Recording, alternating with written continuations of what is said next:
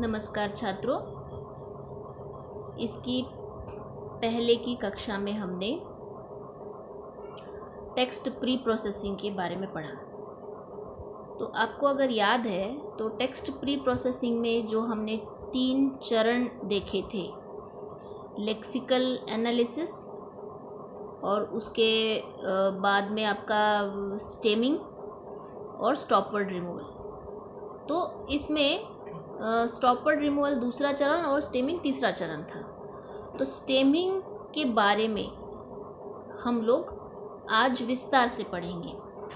तो स्टेमिंग ये प्रक्रिया है और जो स्टेमिंग करता है वो कहलाता है स्टेमर। अब ये जो स्टेमर है ये है क्या? ये एक कंप्यूटर प्रोग्राम है या फिर उसे हम लोग सब रूटीन भी कह सकते हैं। तो स्टेमिंग की प्रक्रिया करने वाला कंप्यूटर प्रोग्राम या फिर सब रूटीन को स्टेमर कहा जाता है। इसका उपयोग, स्टेमर का जो उपयोग है विशेषकर लिंग्विस्टिक्स मॉर्फोलॉजी में होता है एवं इंफॉर्मेशन रिट्रीवल में होता है।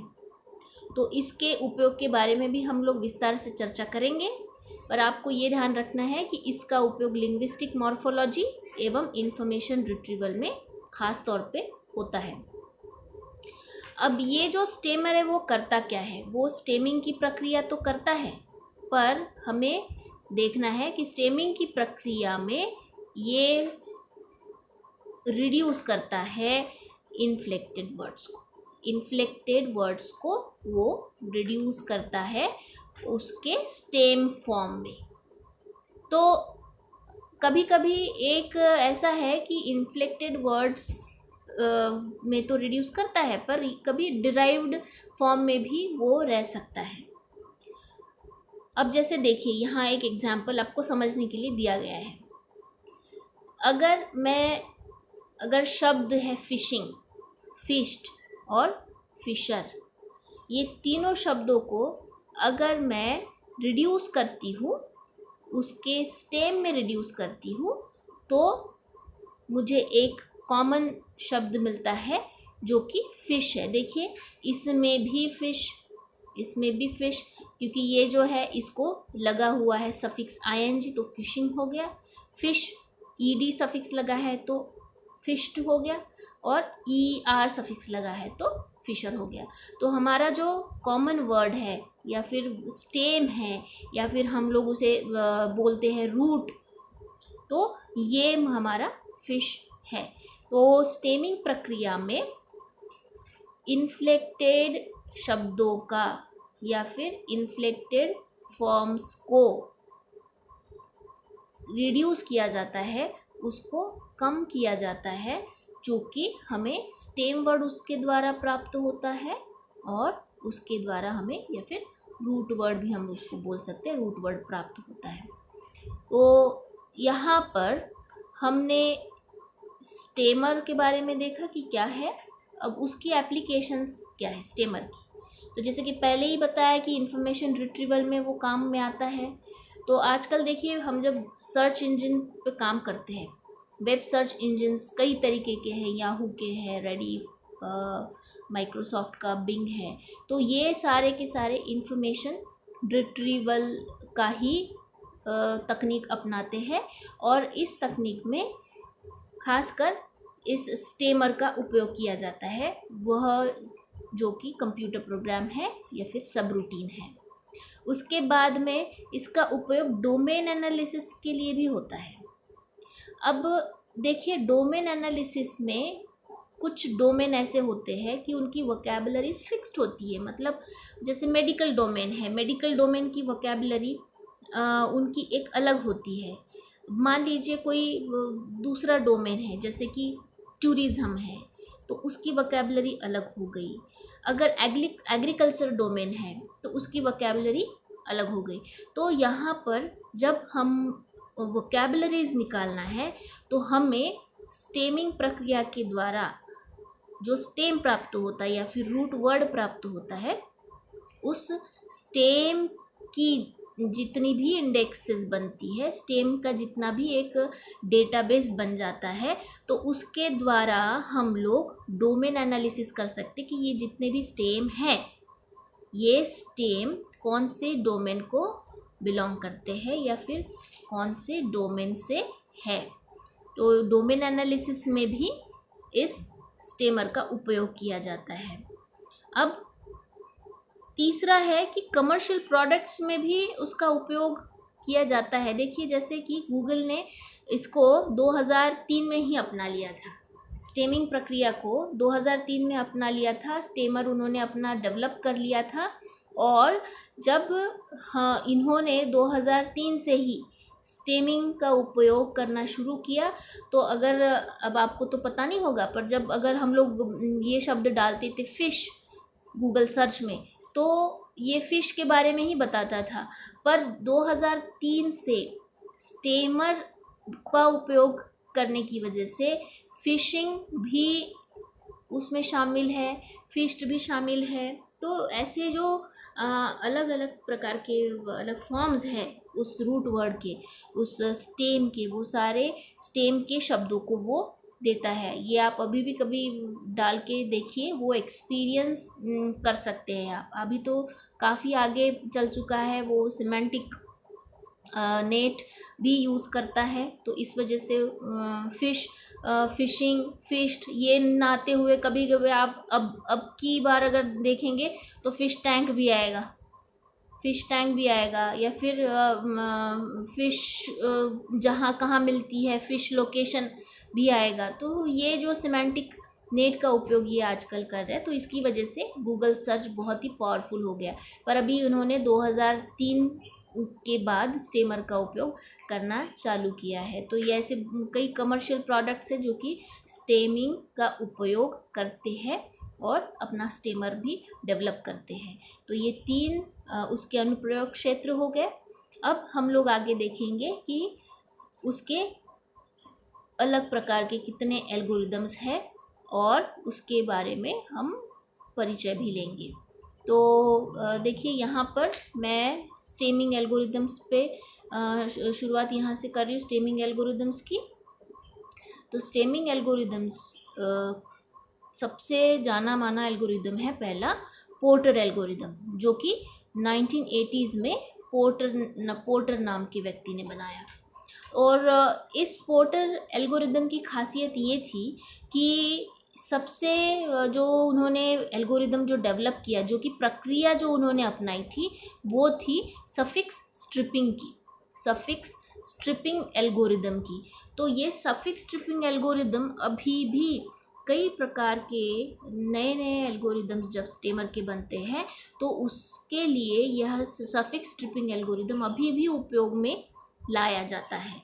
तो ये सफिक्स स्ट्रिपिंग क्या है, ये थोड़ा सा हम लोग समझ लेते हैं। देखिए, जैसे मान लीजिए कि अगर कोई जो प्रत्यय है, प्रत्यय ईडी अगर लग रहा है किसी को, तो इसे आप हटा दो।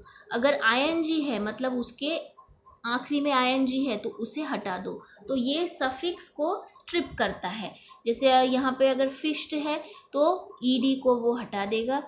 फिशिंग है तो ये आईएनजी को हटा देगा। फिशर है तो वो ईआर को हटा देगा। तो ये जितने भी सफिक्सेस है यहाँ पे, ईडी, ईआर, आईएनजी, ये सारे के सारे सफिक्सेस है, इन सफिक्सेस को वो हटा देगा, वो निकाल बाहर कर देगा। इसे हम बोलते हैं सफिक्स स्ट्रिपिंग एल्गोरिदम। तो पोर्टर स्टेमर जो कि सफिक्स स्ट्रिपिंग एल्गोरिदम पे काम करता है। और 1980s में जो बनाया गया ये एल्गोरिदम, चूँकि 1960 से ही स्टेमिंग के लिए काम चल रहा था, पर 1980s में ये जो एल्गोरिदम बना, वो हम बोल सकते हैं कि सबसे अच्छा एल्गोरिदम था। उसके पहले वाले जितने भी स्टेमर थे उनसे अगर हम उसका कंपैरिजन करेंगे, उसकी तुलना करेंगे, तो ये सबसे अच्छा एल्गोरिदम पाया गया। और अभी बहुत बार ये भी हो रहा था, उसमें एक जो खामी पाई गई थी कि जो कि मॉर्फोलॉजिकल वेरिएंट्स हमारे जो प्रोड्यूस होते हैं, तो वो हमेशा रियल वर्ड नहीं थे। तो रियल वर्ड नहीं थे का मतलब क्या है? अब ये देखिए कि जैसे मान लीजिए कि यहाँ पे ये एक शब्द मैं लिख रही हूँ, AR, देखिए दूसरा SEED, ये शब्द लिख रही हूँ, ठीक है।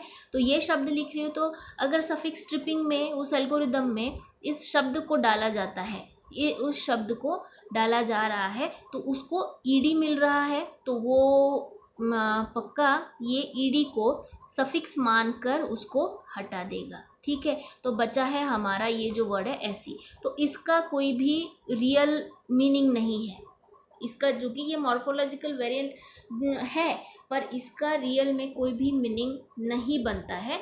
तो ऐसे कुछ शब्द जो है वो शब्दों के लिए यह पोर्टर एल्गोरिदम ज़रा खामियां बताता है और उसको वो ठीक से प्रोसेस नहीं कर पाता है, पर ये सबसे अच्छा एल्गोरिदम माना गया है। अब आगे का एल्गोरिदम स्टेमिंग एल्गोरिदम है लोविंस स्टेमर, जो कि 1968 में 1960s में लोविंस ने बनाया है। अब ये लोविंस का जो एल्गोरिदम है वो किस प्रकार से काम करेगा, ये सबसे पहले तो यहाँ उदाहरण के तौर पे हमने देखा है, ये देखिए सिटिंग।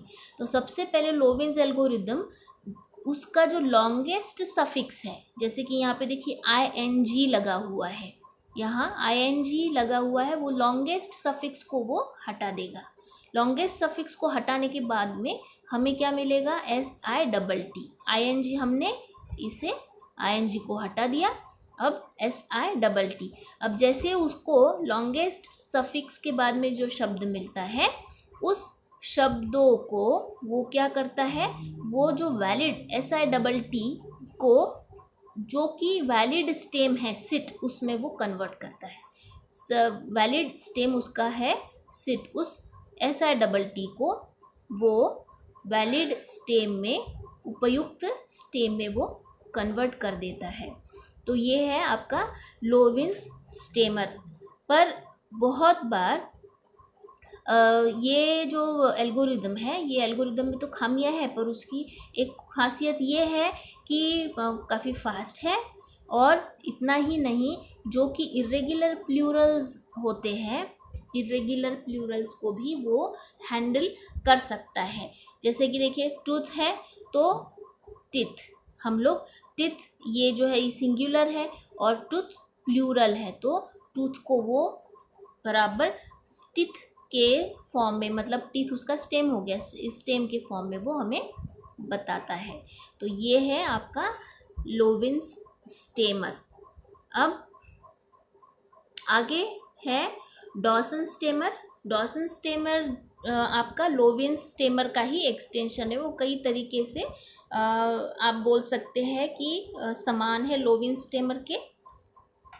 उसके बाद में है क्रोवेट्स स्टेमर। तो क्रोवेट्स स्टेमर जो कि 1993 में रॉबर्ट क्रोवेट्स ने प्रपोज किया है, उसका नाम था रॉबर्ट क्रोवेट्स ने जो प्रपोज किया है, वो जो स्टेमर था वो काफ़ी अच्छी तरीके से काम करने वाला है। और वो किस तरीके से काम करता है, वो सबसे पहले तो सारे प्लूरल फॉर्म्स को सिंगुलर में बदल देता है। उसके बाद में जितने भी पास्ट टेंसेस है, उस पास्ट टेंस को वो प्रेजेंट टेंस में या उसके प्रेजेंट फॉर्म में बदल देता है। और फिर उसके बाद जो भी सफिक्सेस है, वो सफिक्सेस को रिमूव करता है। जैसे कि देखिए ये children singular, child, children plural है और चाइल्ड सिंगुलर है, तो ये चिल्ड्रन को क्या करेगा, यहाँ पे वो सिंगुलर फॉर्म में बदल देगा। तो इसकी दो स्टेप्स है, दो खासियत हमने यहाँ पे देखी कि ये स्टेमर रॉबर्ट क्रोवेट्स ने बनाया हुआ स्टेमर, वो प्लूरल फॉर्म को सिंगुलर में बदल देता है और स्टेमिंग प्रक्रिया के दौरान, और पास्ट टेंस को जो है वो प्रेजेंट टेंस फॉर्म में बदल देता है। अब आगे है आपका एनग्राम स्टेमर। एनग्राम स्टेमर है कि ये एन कॉन्जिक्यूटिव मतलब एन एक के बाद एक आने वाले कैरेक्टर्स पर काम करता है। तो ये किस तरीके से काम करता है देखिए, जैसे ये एग्जाम्पल मैंने दिया हुआ है बुक्स, और यहाँ पे n इज इक्वस टू 2 है।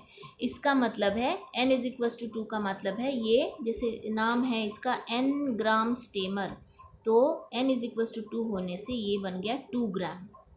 अब 2 ग्राम से क्या हमने समझा, तो यहाँ जैसे बुक का उदाहरण दिया हुआ है, बुक्स ये शब्द है, तो इसके 2 ग्राम्स में हम लोग उसको रूपांतरित करेंगे। तो देखिए यहाँ पे एक बी, बहुत बार ये जो स्टार है, ये स्टार को हम लोग ब्लैंक स्पेस भी बोलते हैं, ये और फिर उसके बाद में आने वाली ब्लैंक स्पेस। तो चलिए इस स्टार को हम ब्लैंक स्पेस करके ही यहाँ कंसिडर करेंगे, या फिर इसे एक बहुत बार इनिशलाइजेशन या फिर start of symbol, start of word भी करके हम कंसिडर कर सकते हैं। तो स्टार बी, तो देखिए ये ब्लैंक स्पेस और बी, ये दो कैरेक्टर्स है, ये 2 कैरेक्टर्स है।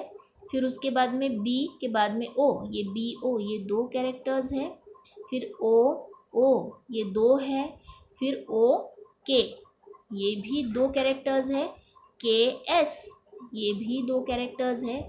और एस और स्टार, मतलब ये हमारा एंड ऑफ दी कैरेक्टर बोल सकते हैं या फिर स्पेस बोल सकते हैं, ये भी 2 कैरेक्टर्स करके कंसिडर किया है। तो ये एनग्राम बनने के बाद, इस शब्द के एनग्राम बनने के बाद, अब अगर मैं ये शब्द लेती हूँ बुक, तो ये पक्की बात है कि बुक इस शब्द में ये भी रहेगा, यह भी रहेगा, ये भी रहेगा, ये भी रहेगा, केवल हम बोल सकते हैं कि ये नहीं रहेगा। देखिए ये नहीं रहेगा।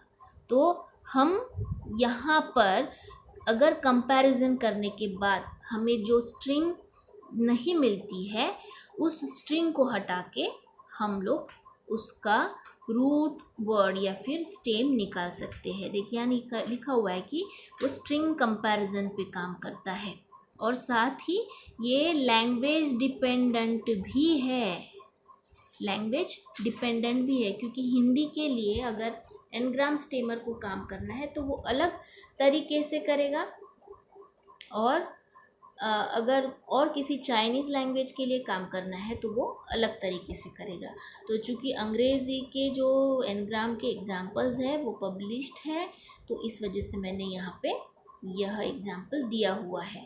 तो देखिए हम इसको थोड़ा पहले फिर से एक बार समझ लेंगे कि एनग्राम का मतलब होता है consecutive characters, n consecutive characters, और वो एक बार कॉन्जिक्यूटिव कैरेक्टर्स हमने यहाँ पर लिख लिए। देखिए हमने बुक्स के कॉन्जिक्यूटिव 2 ग्राम्स लिखे हैं, 2 ग्राम्स के फॉर्म में लिखा है, और वो 2 ग्राम्स को हम उसे इस तरीके से बनाएंगे ताकि बाद में वो बाकी उसके फॉर्म से कंपेयर होगा। तो अगर बुक है तो बुक और ये बुक्स कंपेयर हो जाएगा, और हमें पता चलेगा कि ये सारे 1 2 3 4 बुक से मेल खाते हैं, पर ये बुक से मेल नहीं खाता है। तो हम लोग इस एस को हम लोग निकाल सकते हैं। तो ये स्ट्रिंग कंपैरिजन पर काम करता है। तो जो मिनिमम हमें स्ट्रिंग कंपैरिजन करके मिलती है वो हमारा स्टेम बन जाता है। तो ये आपका है एनग्राम स्टेमर। अब आगे है स्नोबॉल स्टेमर। अब स्नोबॉल स्टेमर क्या होता है, ये स्नोबॉल स्टेमर में इसे बहुत बार पोर्टर स्टेमर का ही एक्सटेंशन बोला गया है।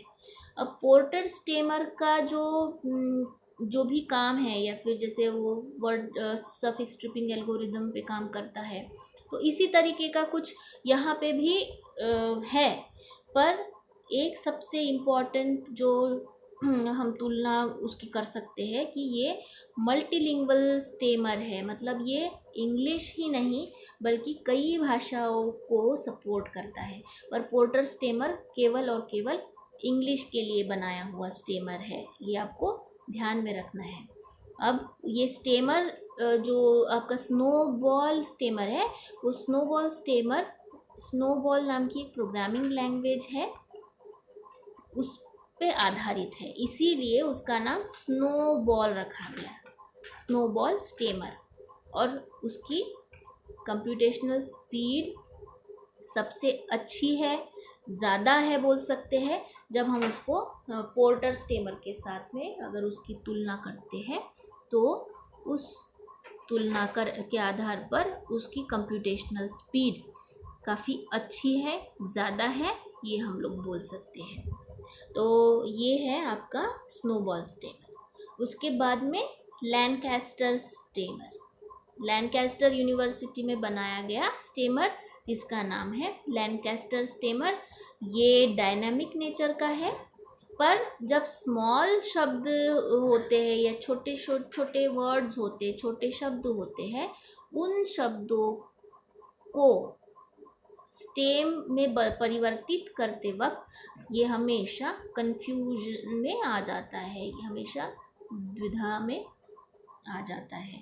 और ये स्टेमर इटरेटिव एल्गोरिदम्स का उपयोग करता है। तो ये है आपका ये लैनकास्टर स्टेमर।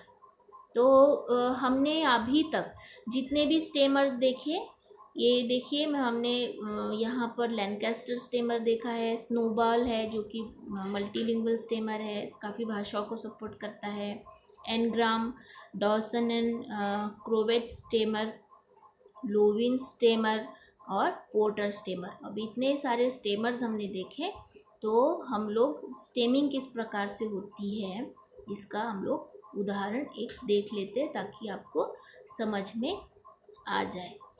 ये देखिए यहाँ पे उदाहरण दिया हुआ है, examples: consult, consultant, consulting, consultants, consultative. तो इसका ये स्टेम है या फिर ये रूट वर्ड है। अब जैसे यहाँ आप देख सकते हैं लाइक, लाइक्ड, लाइकली, लाइकिंग, ये हमारा स्टेम है, ये हमारा स्टेम यहाँ पे हमें मिल गया। और इसके इन्फ्लेक्टेड फॉर्म्स है लाइक्स, लाइक्ड, लाइकली, लाइकिंग। ठीक, अब ये हिंदी का उदाहरण देखिए, उसे ध्यान से ज़रा देखिए। हिंदी में हम लोग जैसे किताब शब्द है तो किताब, किताबें, तो यहाँ देखिए कैसा सफिक्स लगा, ए सफिक्स लगा, किताबों ओ लगा, किताब घर, घर सफिक्स लगा, किताबी, किताबी कीड़ा बोलते हैं हम लोग बहुत बार, तो ये किताबी ई सफिक्स लगा। तो ये हमारा स्टेम है किताब, और इसके किताब, किताबें, किताबों, किताब घर, किताबी, ये सारे इसके अलग अलग मॉर्फ्स हैं, इन्फ्लेक्टेड फॉर्म्स हैं। तो ऐसी कई उदाहरण आपको भी खुद ढूंढ के उसके रूट वर्ड निकालने हैं, उसके स्टेम्स निकालने हैं। अब हमने यहाँ पे अंग्रेज़ी के लिए, अंग्रेज़ी जितने भी ऑथर्स हैं उनके एल्गोरिदम्स उसके बारे में चर्चा की, पर हमें ये भी देखना है कि हिंदी के लिए आज तक क्या हुआ है, क्या हिंदी भाषा के लिए स्टेमर उपलब्ध है। तो हाँ, इसका जवाब है हाँ, ये उपलब्ध है। सीडैक मुंबई ने light weight stammer for Hindi बनाया हुआ है जो कि हिंदी के लिए काम करता है। और मीना, NIT दिल्ली के मीना चंद्र प्रकाश, इन्होंने मौलिक स्टेमर फॉर हिंदी का भी विकास किया है।